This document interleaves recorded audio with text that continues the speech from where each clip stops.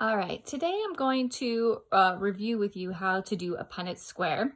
A Punnett square is a tool that geneticists use to predict the outcomes of possible crosses or matings. So when you do a Punnett square, it's going to reveal two pieces of information. One are the possible phenotypes. So what are the organisms going to possibly look like, their physical features?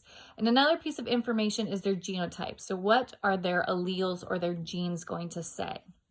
All right, so here's a practice problem. Tall is the dominant trait in pea plants, while short is recessive. A heterozygous tall pea plant mates with a homozygous recessive pea plant. Predict the possible phenotypes and genotypes of the offspring. Okay, so first we got to figure out what are the genotypes of the parents. So the first parent is a heterozygous tall pea plant. So heterozygous means that you inherited different versions or alleles of the trait from your parents. So I'm going to use the letter T in this case. And if the first parent is heterozygous, that means that parent inherited one dominant allele and one recessive allele. Dominant alleles are always usually uppercase and recessive ones are lowercase. And it's heterozygous because they're different. The individual inherited a dominant allele from one of their parents and the recessive from the other parent. Okay, and why did I split them up like this?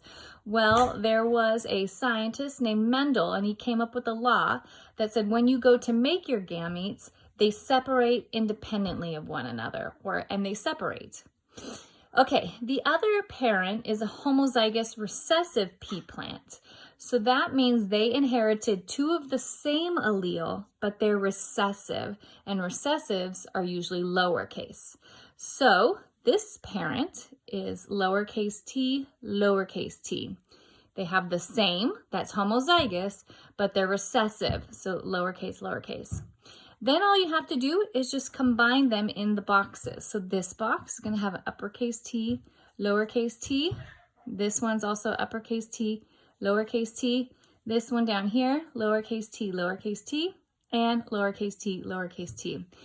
Two things. Number one, you should always use the same letter when you're doing Punnett squares. They should just be different versions, an uppercase and a lowercase. And secondly, I always use a letter that looks different in uppercase and lowercase. So you can see like uppercase T looks different than lowercase t.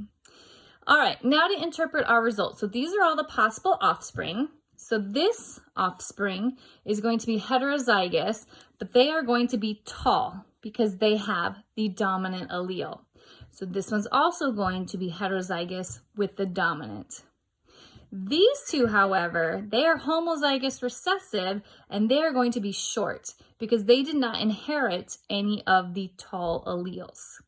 Okay, so in our phenotype, we're going to put 2 out of 4, or we could put 50% of them are going to be tall, and then 50% of them, these two down here, are going to be short.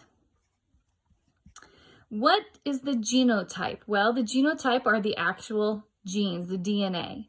So in this case, 50% of them, and this is how you write it, are big T, little t. So 50% are going to be heterozygous, and then 50% of them are going to be little t, little t.